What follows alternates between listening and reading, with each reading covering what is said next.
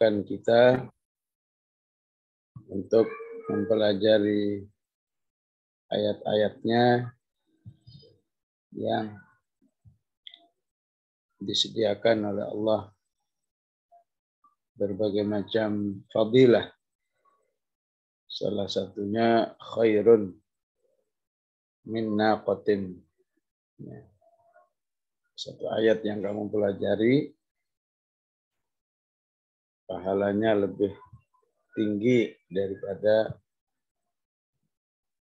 satu ekor onta, seharga satu ekor onta.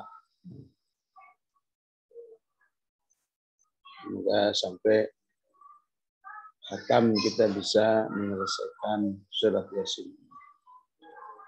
Saat ini kita sampai di ayat 12. Inna nahnu nuhyil mauta wa naktubu ma qaddamu wa atharahum wa kulla syai'in ahsaynahu fi imamin mubin. Sadaqallahul azim.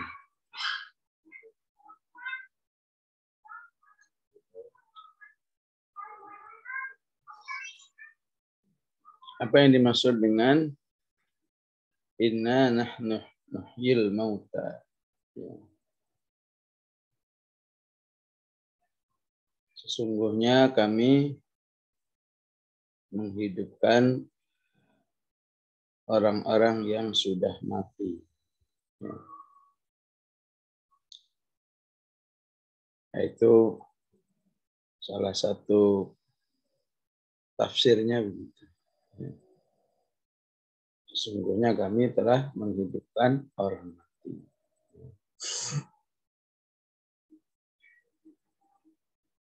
Jadi kalau al-mauta diartikan orang mati, berarti ayat ini mengingatkan manusia tentang kehidupan akhirat. Dan kematian merupakan kehidupan akhirat yang terdekat dengan kehidupan dunia. Mengingatkan siapa? Ya, mengingatkan apa yang disebut di ayat 6 ya. Fahum ghafilun. Orang-orang yang tidak paham tentang kehidupan, tidak paham tentang akhirat, maka mereka harus diingatkan dengan kematian.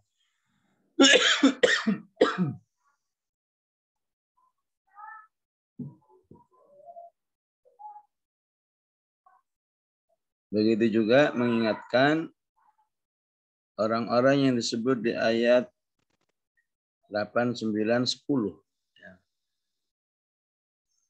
Yaitu orang-orang yang selama ini merasa kebal terhadap penjelasan-penjelasan Al-Quran. Sampai-sampai dia merasa disampaikan Quran atau enggak sama saja. Sawa'un 'alaihim a'andartahum am lam tundirhum la yu'minun. Maka Allah ingatkan bahwa kalau kamu terus-menerus begitu, kamu akan sengsara hidupmu saat kamu nanti sudah mati. Ya. Dan sudah mati itu nanti dihidupkan lagi. Inna nahnu nuhyil mauta. Ya. Ataupun mengingatkan orang yang disebut di ayat 11. Ya. Orang-orang yang siap menerima penjelasan dari Al-Quran atau menerima prinsip-prinsip kehidupan akhirat yang dijelaskan oleh Al-Quran. Yaitu orang yang mengikuti Al-Quran dan takut kepada Allah Subhanahu wa Ta'ala.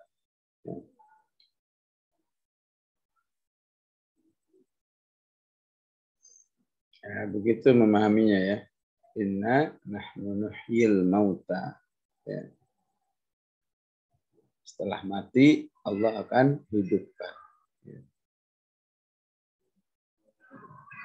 Dan begitulah ciri khas Al-Quran ketika menggunakan inna ya, dengan panjang. Kalau inna sesungguhnya kami.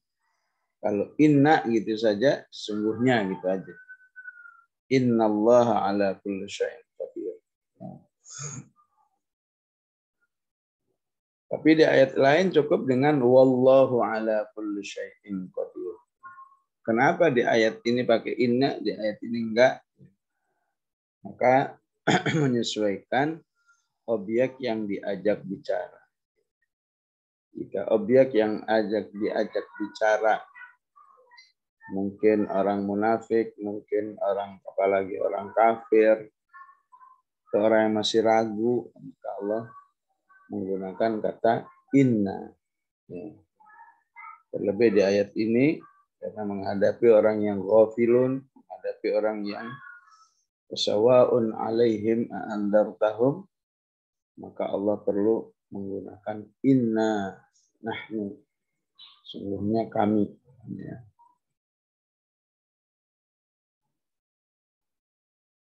Dan kata kami di sini untuk menunjukkan lit-ta'zim, ya.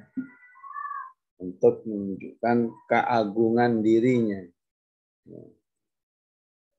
Dan Allah biasanya tidak menggunakan kata saya kecuali untuk untuk penjelasan ayat yang mengharuskan manusia itu hanya beribadah kepada Allah. Ya, sebetulnya misalnya innani anallah, sungguhnya aku adalah Allah. La ilaha illa ana, tidak ada Tuhan kecuali diriku. Fa'buduni, maka beribadalah kepada fa'budun. Tapi kalau untuk hal-hal yang sifatnya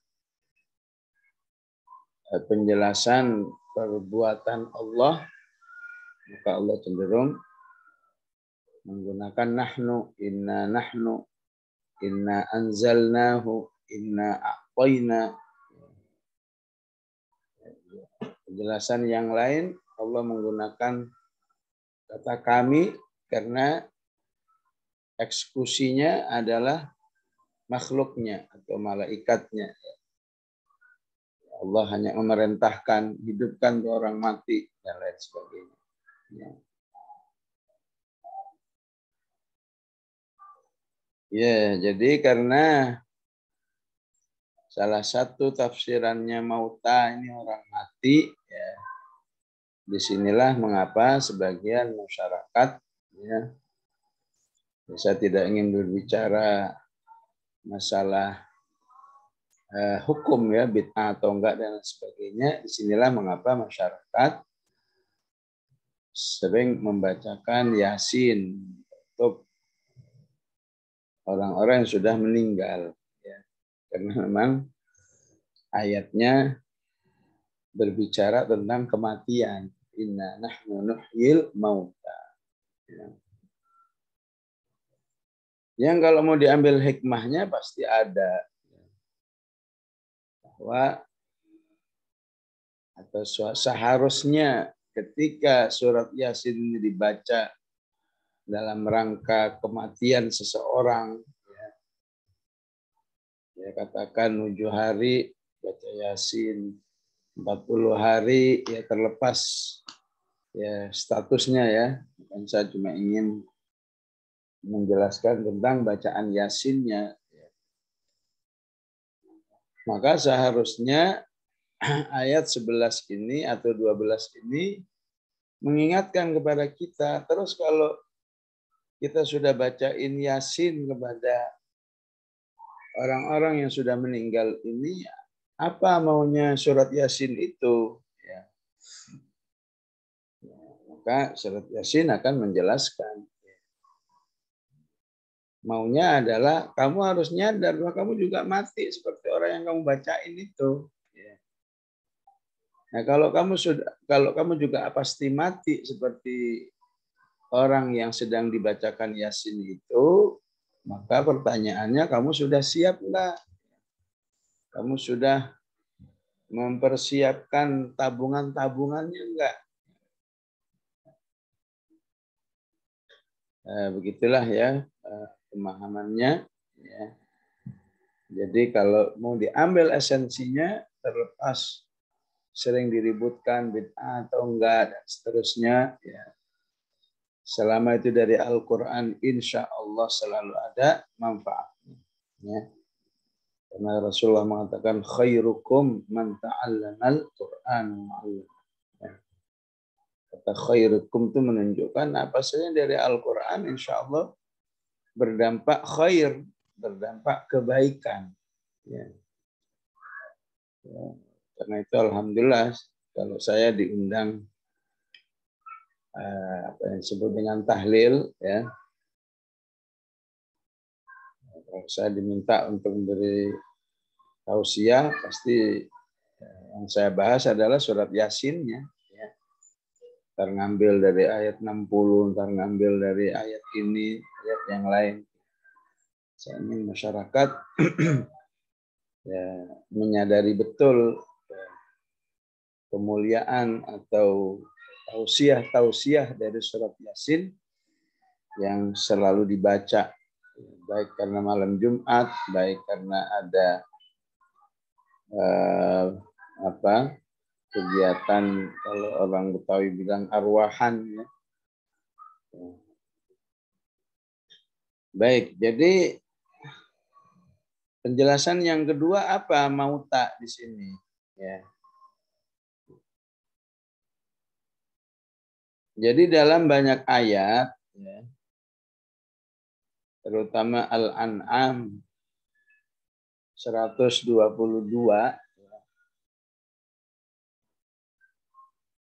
manusia itu disebut mati apabila jauh dari Al-Quran. Ya.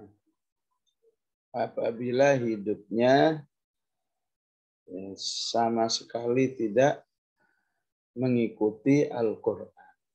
Ya. Awaman kana maitan fa ahyainahu. Sebelum manusia itu mau hidup dengan Al-Quran, maka statusnya mati. Fa ahyainahu, kami hidupkan, yaitu kami beri hidayah manusia itu dengan Al-Quran. Yang tadinya tidak beriman jadi beriman, yang tadinya tidak mau baca jadi membaca.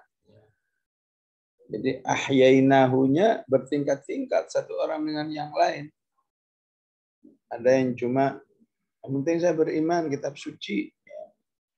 Ada yang mau baca, ada yang mau menghafal, ada yang mau belajar tafsir, ada yang mau tadabbur. Jadi semakin variatif interaksinya dengan Al-Quran, berarti manusia itu tingkat hidupnya semakin tinggi. Ya. Semakin sedikit, ya berarti Al-Quran cuma, ya saya beriman. Ya. Nanti kalau ada kematian baru baca Quran. Jangan status hidupnya cuma 10%. 90%-nya dalam status kematian. Karena di ayat 122 itu dikatakan, siapa yang tidak hidup dengan Al-Quran, statusnya makhluk yang mati. Awaman kana maitan. Kalau sudah bersama Al-Quran, fa ahyainahu. Kami jadikan manusia itu hidup. Awaman kana maitan fa ahyainahu wa ja'alna lahu nuran.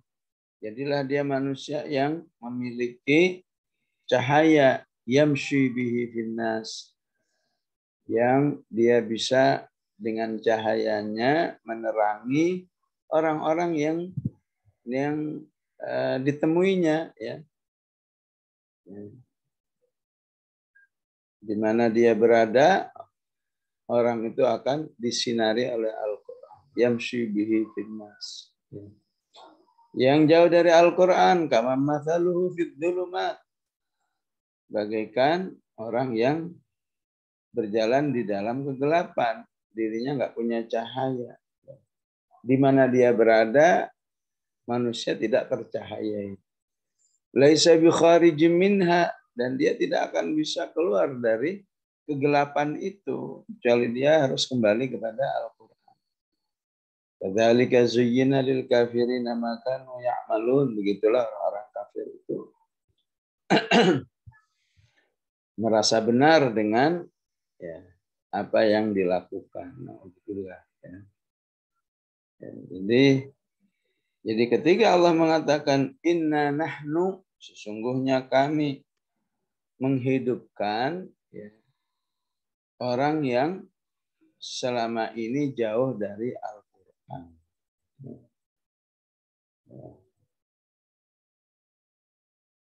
Dalam ilmu syariat ada istilahnya qarinah. Qarinah itu korelasi ataupun keterkaitan ya. Jadi kalau kita mau artikan mauta, orang mati tadi ya, karena qarinahnya apa? Qarinahnya keterkaitannya adalah tinjauan bahasa bahwa mayyitun jamaknya mauta itu artinya orang mati. Tapi kalau kita mau artikan, mau kita pahami mauta adalah orang mati karena statusnya jauh dari Al-Quran, qarinahnya apa? Ya. Qarinahnya ayat yang kedua, wal Qur'anil Hakim. Karena awal ayatnya, awal suratnya bicara tentang kemuliaan Al-Quran. Ya.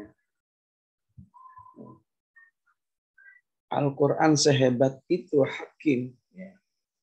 Tapi ada manusia yang tidak mau, ya berarti mati. Ya. Sebagaimana di Al-An'am 122 disebut mati karena tidak mau dengan Al-Quran. Nah, Al-Yasin ayat 2, ayat 5 memang lagi bicara tentang Al-Quran.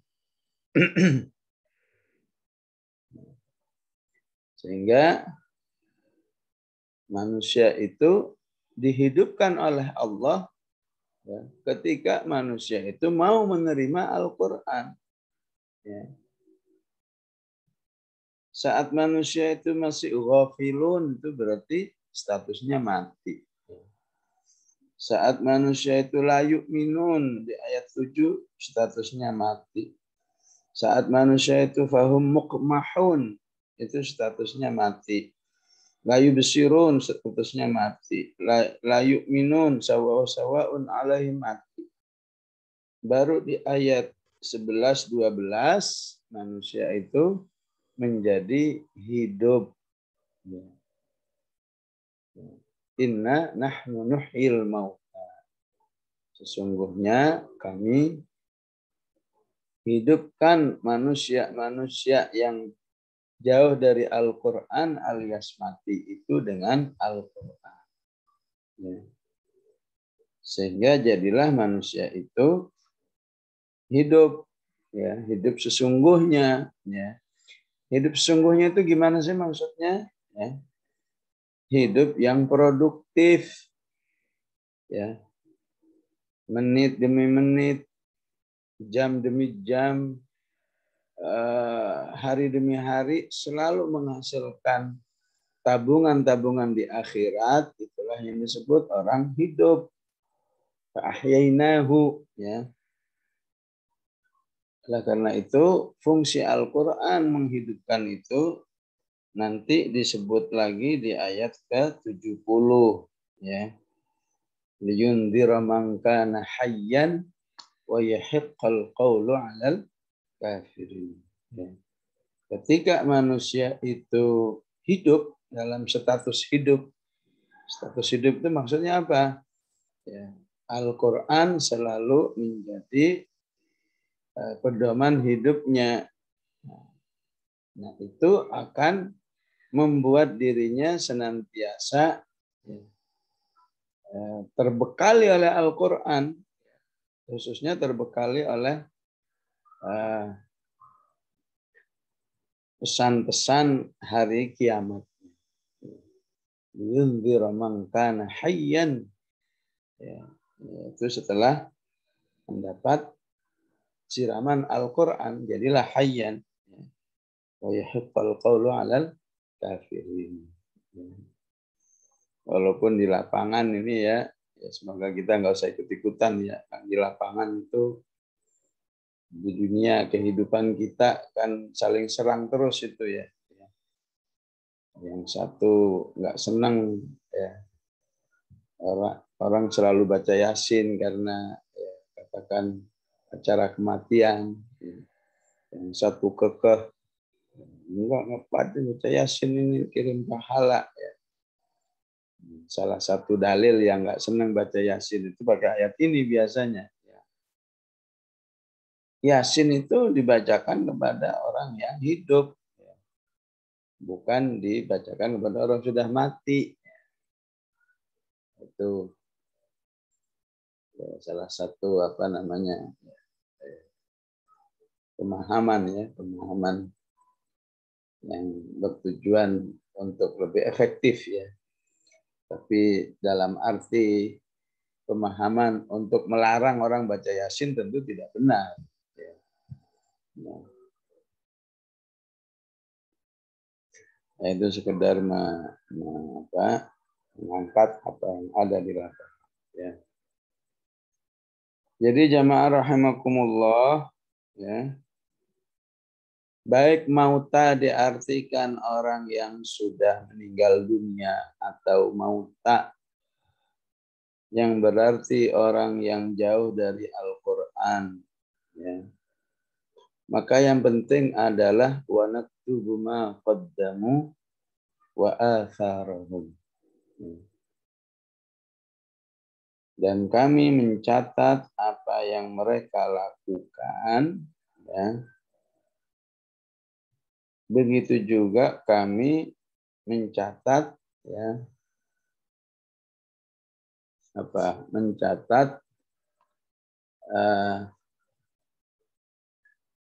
dampak-dampak amal mereka. Ya. Jadi ayat ini memberi pesan kepada manusia, ya, kalau kamu ya menjadi orang yang benar-benar hidup, maka kamu harus bisa banyak menghasilkan amal-amal soleh. Ya. Ya. Ataupun kalau kamu betul-betul menjadi manusia yang telah terhidupkan oleh Al-Quran, ya, ya, ciri khasnya kamu harus menjadi orang yang memiliki ma qaddamu. Ya. Qaddamu. Qaddama itu secara bahasa artinya apa? Ya. Mengajukan. Ya. Tapi dalam bahasa Al-Quran, qaddama itu selalu diartikan kegiatan amal soleh. Ya. Misalnya di surat apa? Di Al-Infitor ya. Alimat nafsum ma qaddamat. Jadi kalau qaddamat artinya amal soleh. Wa akharat maksiat. Walaupun maksiat itu, walaupun akhara salah artinya memundurkan. Nama qaddama memajukan. Jadi siapa yang beramal soleh, maka berarti dia memajukan derajatnya, memajukan makomnya di sisi Allah Subhanahu wa taala. Siapa yang bermaksiat, berarti dia memundurkan ya, memundurkan derajatnya, memundurkan kedudukannya ya,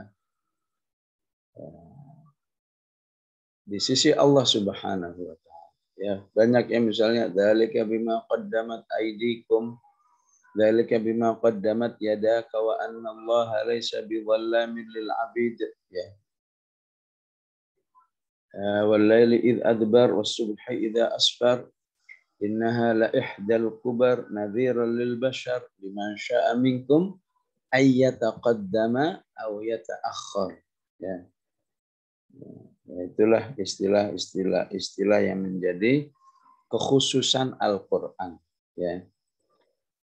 Jadi sekali lagi ya, baik mauta dalam arti orang yang sudah tidak punya nyawa, ya, ataupun orang yang mauta tidak dekat dengan Al-Qur'an, jauh dari Al-Qur'an, maka setelah dihidupkan, ya, setelah dihidupkan, maka kamu akan menikmati amal-amal solehmu. Qaddamu. Artinya apa? Jadikan Al-Quran ini, ya, atau bukti bahwa kamu telah terhidupkan oleh Al-Quran ketika dari dirimu itu selalu ada amal soleh. Ya. Bahkan amal solehnya harus bersifat wa atharohum. Ya. Wa atharohum. Amal-amal soleh yang ada dampaknya. Bukan amal soleh yang, ya, selesai dilakukan, ya, nggak ada dampaknya. Maka Rasulullah Shallallahu Alaihi Wasallam mengingatkan, ya, amal-amal soleh yang ada dampaknya, ya, apa? Ya, anak soleh yang selalu mendoakan orang tuanya, maka itu termasuk qaddamu wa atharu. Ya. Apa lagi? Ilmu yang kita berikan kepada umat, ya. Semua apa aja, ya. Terutama mereka yang belum bisa tilawah, kita buat bisa tilawah, ya. Maka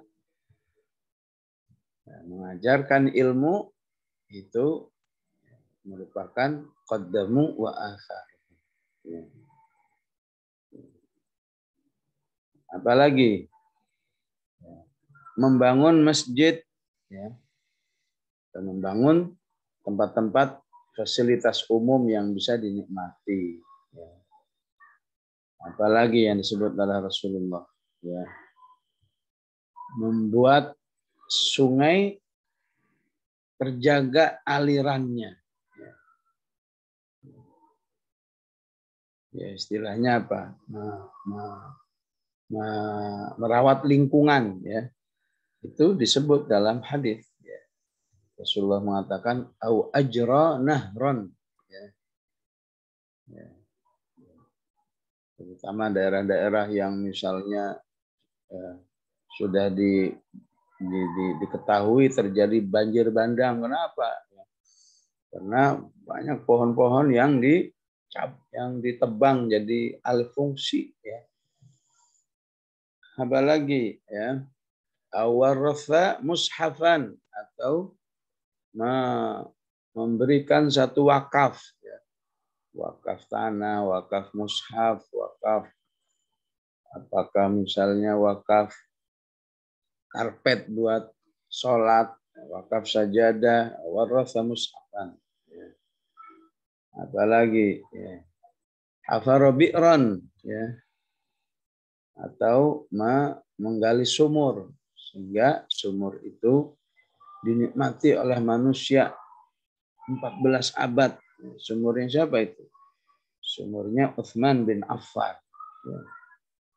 Namanya sumur rumah, bi'ru rumah. Itu dibeli oleh beliau dari Yahudi, ya. Karena waktu itu sumurnya oleh Yahudi dibisniskan, ya. Semua yang butuh air harus bayar.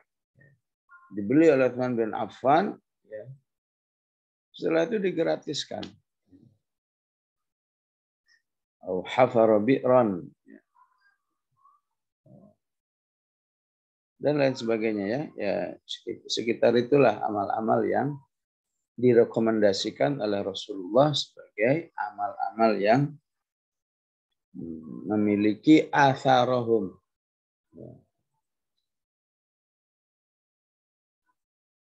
Bahkan, ya, kalau kita melihat sababun nuzul ayat ini, ya,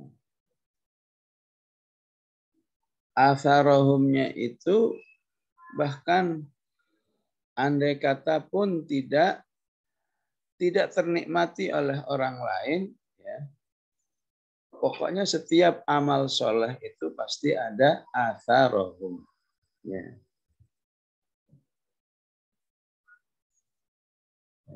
Diriwayatkan bahwa di Madinah itu ada satu suku namanya Bani Salamah. Ya. Bani Salamah itu rumahnya dari Masjid Nabawi agak jauh.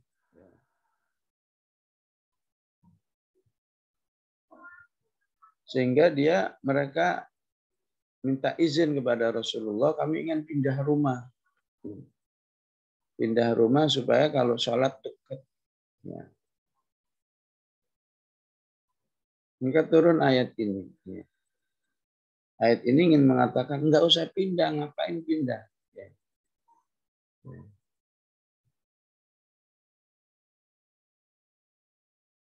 Karena perjalananmu dari rumah ke Masjid Nabawi, ya, walaupun jauh, maka Allah katakan, tuktabu atharukum.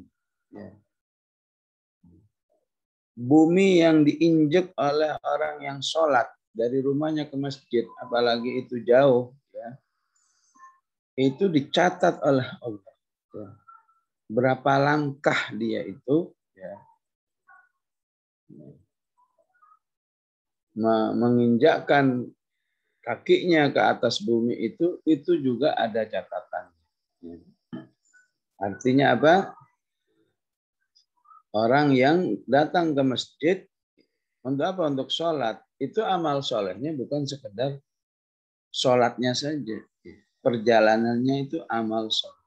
Mungkin dia di masjid duduk nunggu, itu amal soleh. Pulangnya amal soleh. Sehingga proses-proses sebuah amal soleh itu disebut athar. Kalau athar yang paling yang paling berbobot adalah dampak sebuah amal soleh yang bisa dinikmati. Bahkan yang tidak ternikmati pun itu namanya athar. Athar pun. Ya. Sehingga Rasulullah mengatakan dia rukum tuktabu atharukum. Kalian jangan pindah, biar rumah kalian jauh, ya.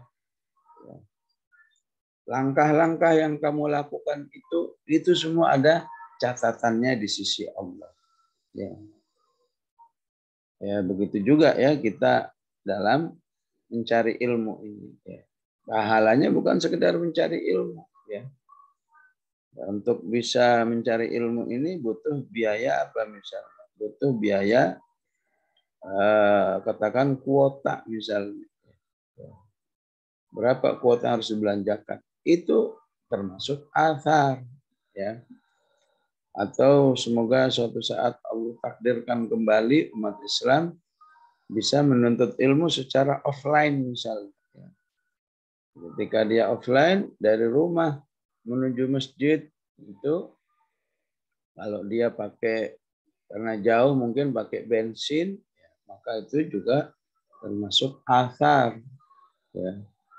Atau kita tilawah, ya, kita tilawah bersuara, suaranya itu dicatat, direkam oleh Allah Subhanahu. Subhanahu wa ta'ala. Itu juga athar.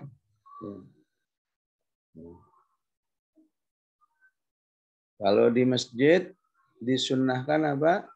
Disunnahkan pindah tempat saat sholat sunat, ya.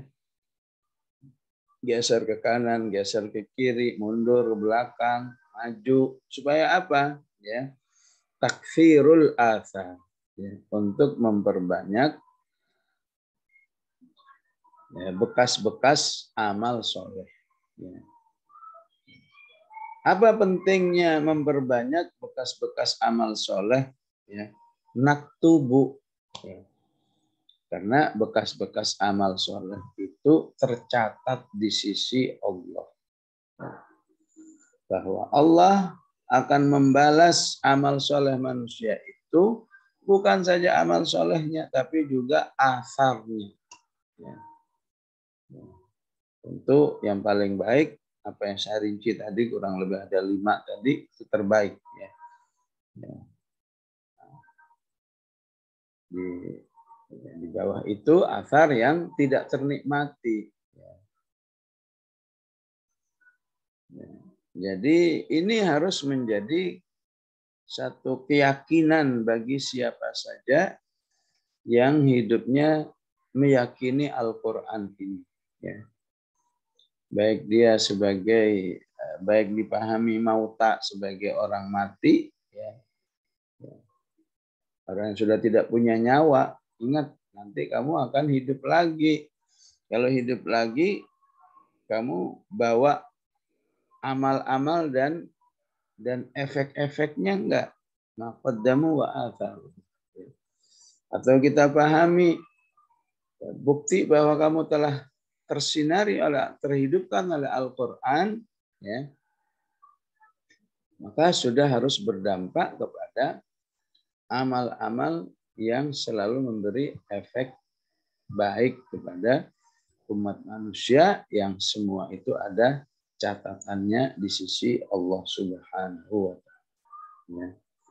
Atau kalau mau menggunakan ibrah sebab nuzul ayat ini, pentingnya orang beriman itu ya selalu datang ke masjid agar dalam dirinya banyak azam.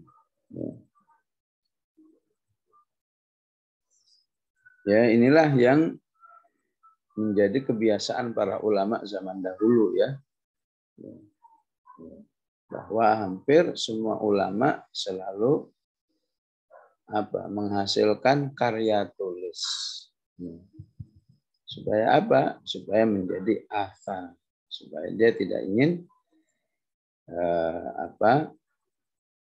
kematian dirinya nggak memberi bekas kepada umat manusia.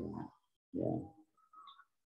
Ya, kalau dalam dunia dakwah apa yang disebut dengan membina, ya, membina atau merekrut orang beriman, kita ajari nilai-nilai Islam agar taat kepada Allah, taat kepada Rasulnya, kemudian menjadi aktivis dakwah, maka itu sebaik-baik asar, ya, sebaik-baik asar yang bisa dinikmati oleh orang setelah kematiannya,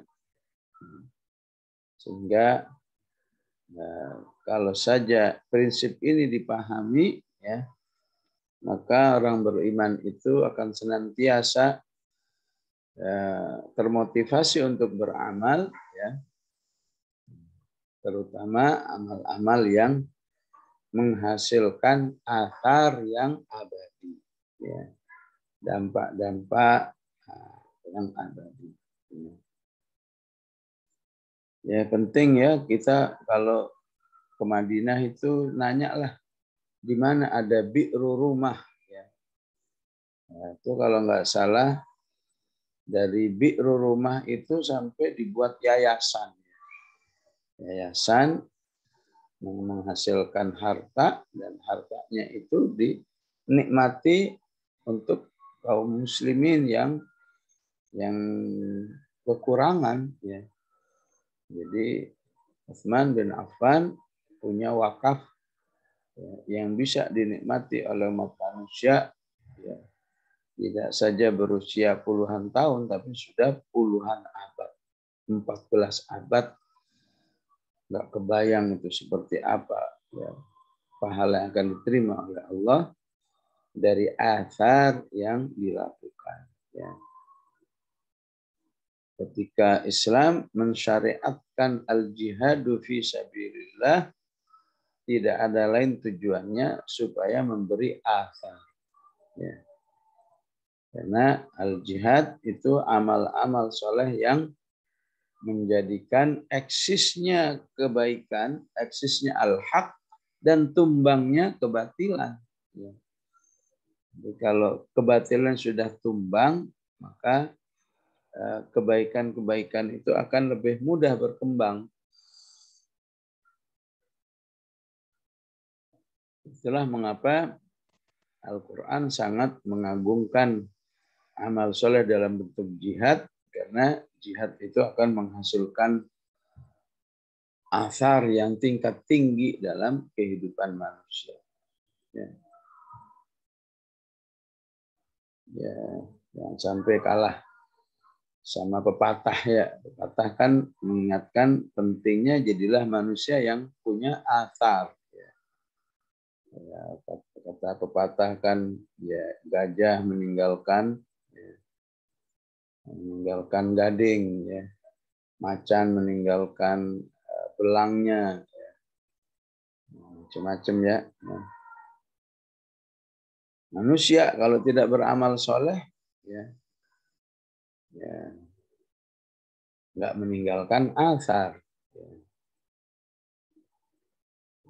Dan penting dipahami juga, ya, berhati-hatilah menjadi orang yang meninggalkan asar negatif. Na'udzubillah. Ya. Maka bersyukurlah kepada Allah kalau kita melihat banyak pemikiran-pemikiran yang sesat kemudian berasar, ya. Apakah misalnya yang paling ternikmati sampai saat ini misalnya ajaran komunis. Wah, itu nggak terbayang itu gimana dosa pemikirnya, pencetusnya. Ya. Islam liberal, Islam Nusantara, ya. Dan lain sebagainya ya. Pemikiran-pemikiran ya. Di negeri ini ada Nasakom, ya. Itu semua merupakan asar yang sangat membahayakan, ya, diri pencetusnya. Ya. Tapi di sisi lain kita harus bisa menjadi motivasi juga. Ya. Ya. Istilahnya kalau orang lain saja mau berkiprah menghasilkan asar yang negatif, ya, ya, ada komunis, ada liberal, ada macam-macam, ya. Ya. Maka kita sebagai orang beriman masa tidak ingin membuat asar, ya.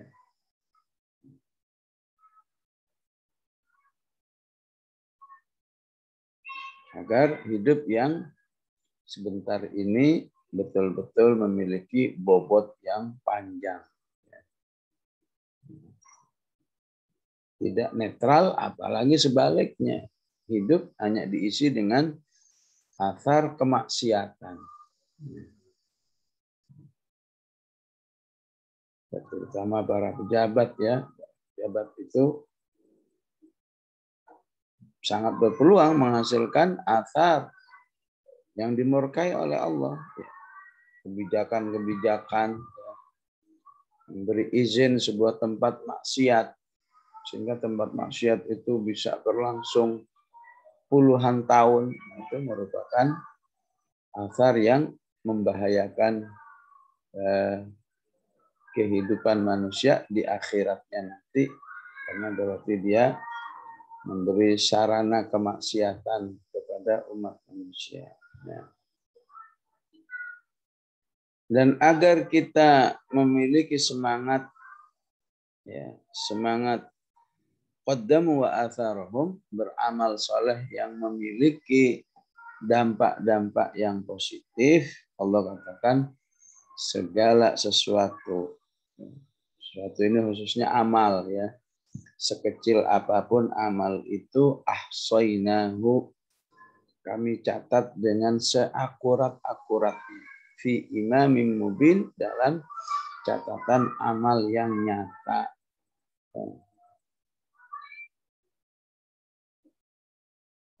Jadi nggak akan ada yang luput dari catatan Allah. Jadi ayat ini mirip dengan apa? Faman ya'mal mithqala dzarratin khairan yarah. Faman ya'mal mithqala dzarratin syarran yarah. Ya. Ya. Ahsainahu berarti, ya, proses pencatatan yang sangat akurat, ya. Ya, teknologi sekarang, ya, kalau misalnya manusia itu bertransaksi lewat ATM misalnya, kan, terus ada resi yang keluar, kan, di resi itu kan lengkap sekali, kan, tempat transaksinya, jam berapa, menit ke berapa, detik ke berapa, semua lengkap. Itu namanya ahso. Dan Al-Quran sering menggunakan kata ahso, ya. Misalnya wa kulla syai'in ahsainahu kitab. Ya. Di surat apa itu? Surat An-Naba, ya, wa kulla syai'in ahsainahu kitab. Mirip dengan ayat ini, semakna dengan ayat ini. Ya. Ya. Di apa lagi, di Al-Kahfi, ya wailaitana mali hadzal kitabi la yughadiru saghiratan wala kabiratan illa ahsaha. Ya. Ada hadis yang mengatakan begitu. Man ahsaha dakhalal jannah. Ya. Man ahsaha, siapa yang menguasai secara detail masuk surga. Ya. Menguasai apa? Menguasai Asmaul Husna. Ya. Paham, melaksanakan, ya. Maka itu, ya, ya semoga para jamaah di sini ada yang ikut, ya, kajian saya tentang Asmaul Husna setiap Senin malam, ya. Ya, kalau nggak ada, mungkin kalau belum ada bisa japri panitia atau japri saya, ya, biar bisa dapat linknya, ya. Ya, Senin malam saya ada kajian Asmaul Husna, ya. Dan bahas Asmaul Husna agar memiliki sifat yang ahsoha harus langsung dikaji dari Al-Quran. Ya. Ya, ketika Al-Quran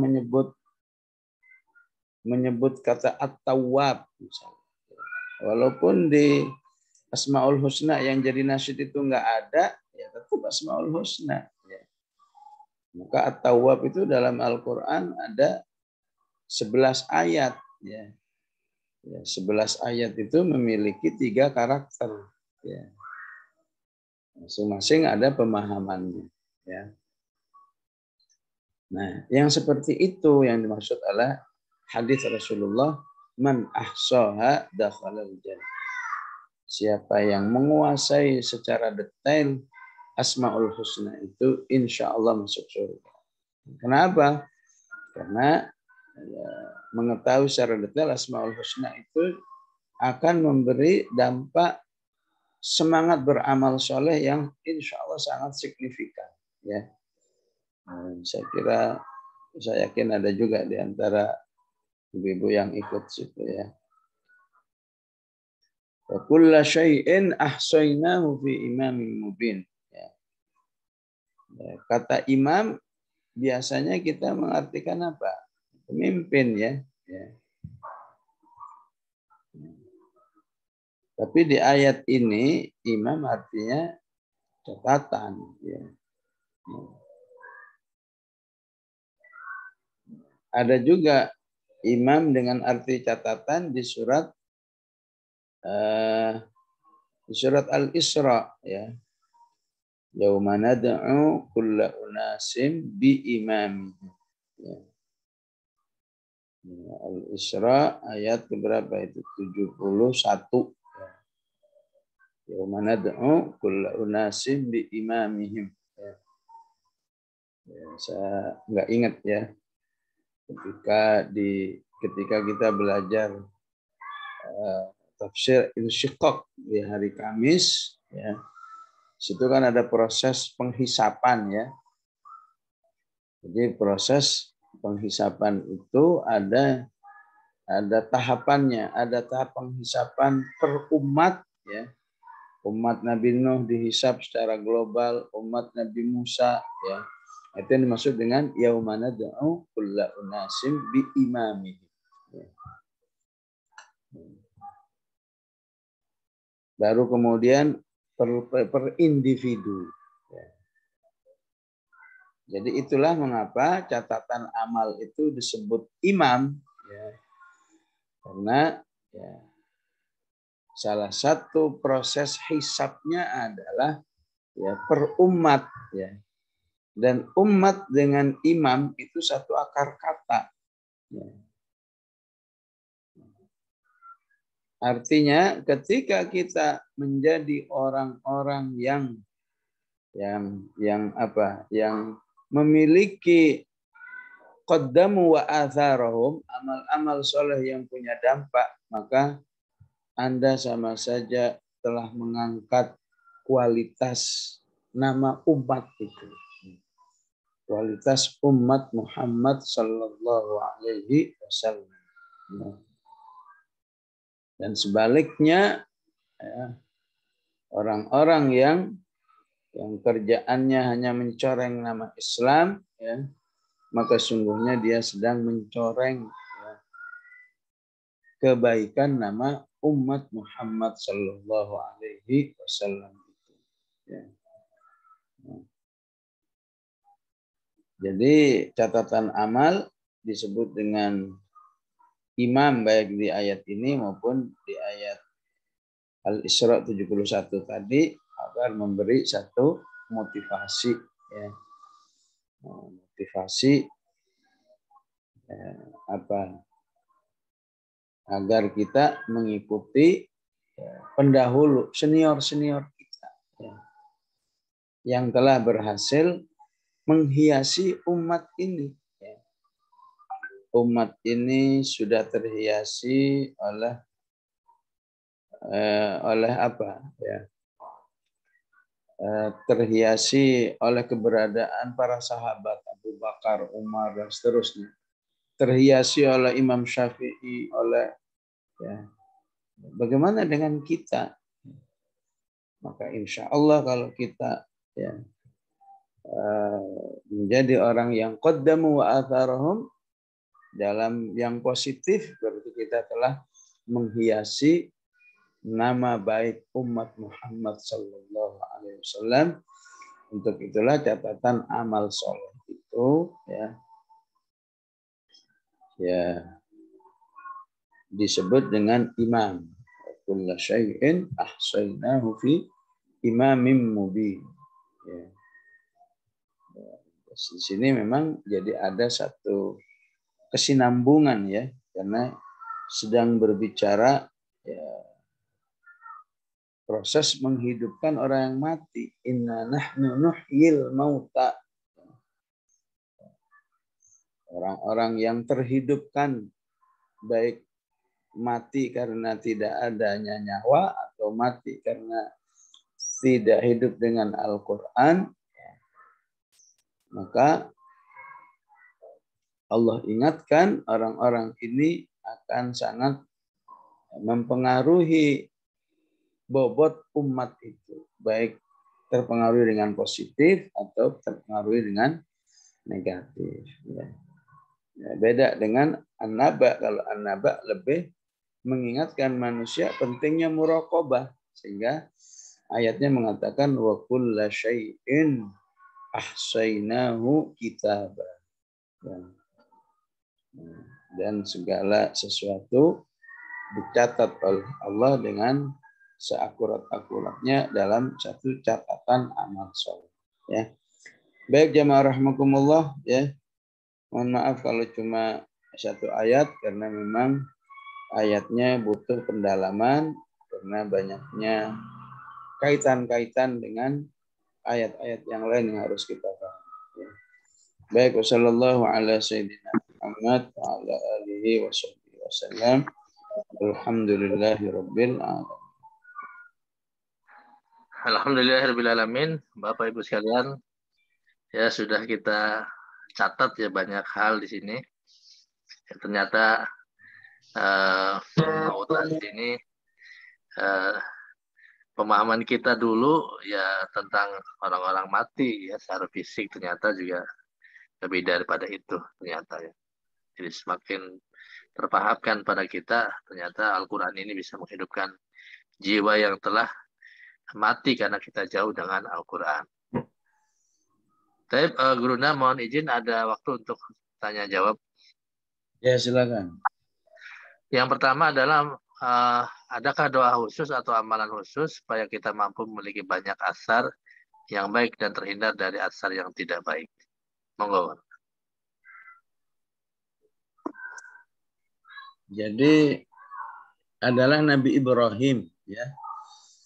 Nabi Ibrahim mengajarkan kepada kita agar kita menjadi orang yang memiliki asar yang baik. Ya.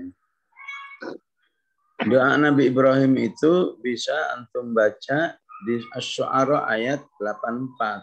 Ya. Ya. Atau kalau dibuat sempurnanya dari 83 ya, atau 82 ya. 82 sampai 85. Nah, itu doa Nabi Ibrahim ya. Doa agar diampuni nanti di hari kiamat, agar diberi ilmu, agar mencintai orang-orang yang soleh, ya. Agar menjadi pewaris surga. Ayat 84 itu waj'alli lisana sidqin fil akhir. Ya Allah, jadikan diriku ini ya itu kenangan ya, kenangan yang indah bagi generasi yang akan datang. Jadi kalau Nabi Ibrahim itu punya asar yang kita nikmati, itu nggak terlepas dari permohonan atau tidak terlepas dari salah satu doanya ya, waj'alli lisana sidqin fil akhir. Ya. Nah, itu kalau mau doanya seperti itu ya. Ya. Atau ya salah satu doa yang akan berdampak kepada asar adalah Rabbana hab lana min azwajina wa dzurriyyatina qurrata a'yun ya. Ya. Terlepas hasilnya bagaimana anak itu, tapi kalau Allah yang menyarankan ataupun merekomendasikan wahai manusia kamu doa ini ya, agar kamu punya anak yang menjadi asar yang baik, maka nggak mungkin itu istilahnya bisa diterima bisa enggak. Kata para ulama ya, harus dipahami ketika Allah yang mengatakan A, maka pasti yang terjadi juga A.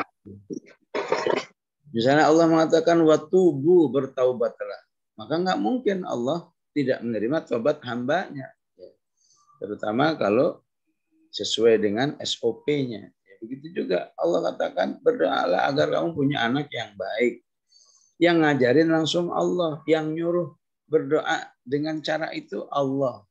Maka insya Allah anak kita juga menjadi asar bagi diri kita. Ya. Kita juga mencari ilmu ini, ya. Rasulullah mengajarkan doa apa? Allahumma inni a'udzubika min ilmin la yanfa'. Ya. Ya Allah, lindungilah aku dari ilmu yang tidak bermanfaat. Ya. Karena ilmu yang bermanfaat itu pasti memberi asar. Ya. Ya. Maka yang paling penting dari doa itu ya, berusahalah ya menjadi bagian daripada kegiatan atau gerakan dakwah. Ya. Ya. Kalau kita baca surat An-Naml ada burung hudhud. Ya. Para ulama mengatakan apa? Terlibatlah kamu dalam dakwah walaupun sekecil terlibatnya hudhud. Ya. Hudhud itu cuma apa sih? Ya. Perannya apa hudhud itu? Cuma memberi informasi saja. Setelah itu udah nggak bisa ngapa-ngapain lagi. Ya. Dia cuma mengatakan wajib tu kami sab'in binaba'i yaqin. Wahai Raja Sulaiman, saya punya informasi ini. Di sana itu ada ratu. Tapi ratunya masih syirik. Oh begitu. Ya udah langsung ditindaklanjut. Begitu mulianya amal soleh dalam terlibat dalam dakwah itu, walaupun cuma ngasih informasi sampai diabadikan oleh Al-Quran dan dibaca oleh umat manusia dari 14 abad yang lalu, yang berarti miliaran manusia. Baca surat Al-Kahfi, wa qalbuhum basitun dira'aihi bil wasid. Allah mengabadikan anjing ya. Kalbuhum itu nggak bisa diartikan yang lain ya. Walaupun di negeri ini kata anjing itu menjadi kata yang jelek untuk memarahi orang ya. Tapi kalau kita baca surat Al-Kahfi ya selalu baca anjing. Anjing ini adalah makhluk di Al-Kahfi yang terlibat mendukung Ashabul Kahfi. Cuma buat acting-actingan doang. Acting bahwa anjing itu berada di mulut goa. Agar orang yang lewat takut mau melihat. Cuma gitu doang. Diabadikan oleh Allah. Kenapa? Karena yang kamu tolong itu, yang kamu dukung ini adalah orang-orang soleh yang sedang mempertahankan agama. Jadi insya Allah kita semua lebih baik dari hudhud secara potensi, lebih baik dari kalbuhum secara potensi. Ya. Jangan pernah ada kata siapa saya nggak punya ilmu. Insya Allah kalau kita mau ngumpul sama orang yang soleh, ya, seperti doa Nabi Ibrahim di ayat 83 tadi, wa alhiqni bis-sholihin. Jadikan ngumpulku itu bersama orang soleh. Insya Allah kita selalu ada peran dakwah, ya, melebihi dari perannya anjing di Ashabul Kahfi, melebihi perannya hudhud di Nabi Sulaiman alaihissalam. Wallahu a'lam. Baik, Masya Allah ya. Penjelasannya makjleb ya buat kita. Ya, banyak di antara kita yang masih belum bisa optimal memberikan kontribusi. Ya, makanya kemudian saya suka minta nih Bapak Ibu peserta kajian, tolong di-share link Zoom-nya atau YouTube-nya biar bisa, kalau kita bisa merasakan nikmatnya bersama Gurunda, ya tentu orang lain juga sangat mengharapkan sebenarnya. Jadi butuh informasi. Tidak salah di sini ada Dr. Arif Wardoyo juga. Di sini direktur dari Rumah Sakit Simpangan Rumah Sakit Depok ya, itu kalau tidak salah memberikan instruksi kepada para karyawannya untuk bisa hadir di kajian Kamis pagi. Jadi Bapak Ibu sekalian yang punya posisi ya ayo sama-sama jangan abaikan posisi yang Allah berikan agar kita punya yang baik. Baik, yang mau bertanya langsung pada Gurunda boleh. angkat tangan dulu, silakan. Satu kali lagi. Tanya Ustaz. Ya, monggo Ya, ya, silakan. silakan. Izin bertanya Ustaz. Assalamualaikum warahmatullahi wabarakatuh. Waalaikumsalam. Ini yang berkaitan yang baru-baru saja ramai ya tentang Permendikbud 30 itu Ustaz.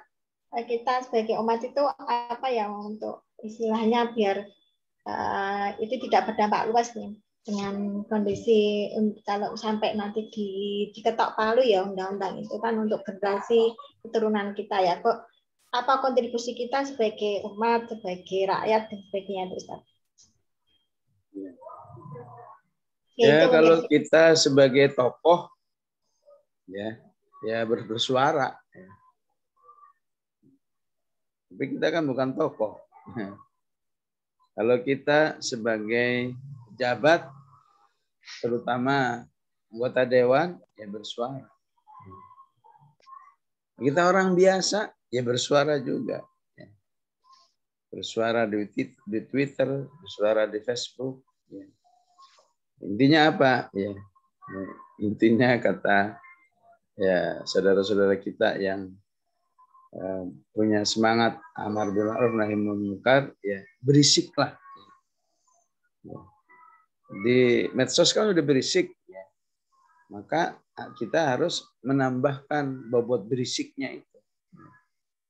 Tentu akan menjadi pertimbangan beda, ya.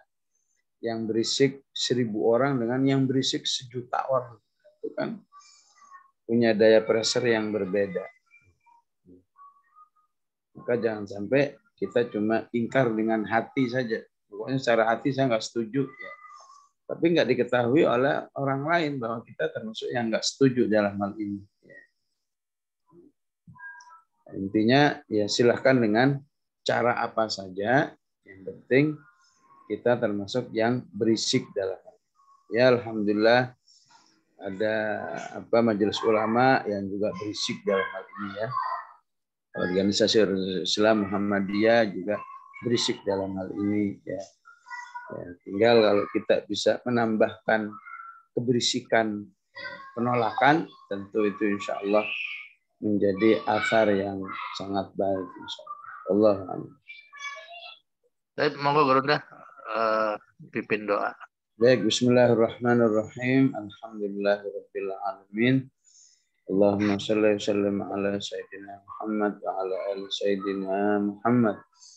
Allahumma aslih lana dinana alladhi huwa ismatu amrina wa aslih lana dunyana allati fiha ma'ashuna wa aslih lana akhiratana allati ilayha ma'aduna waj'alil hayata ziyadatan lana fi kulli khair waj'alil mauta rahatan lana min kulli syarr.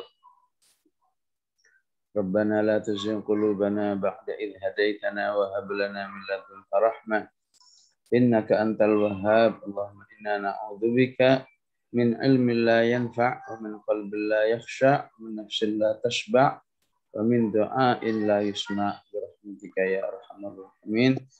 Sallallahu ala sayyidina Muhammad wa ala alihi wa sahbihi wa sallam. Walhamdulillahi rabbil alamin. Wassalamualaikum warahmatullahi wabarakatuh. Waalaikumsalam warahmatullahi wabarakatuh. Alhamdulillah rabbil alamin ya.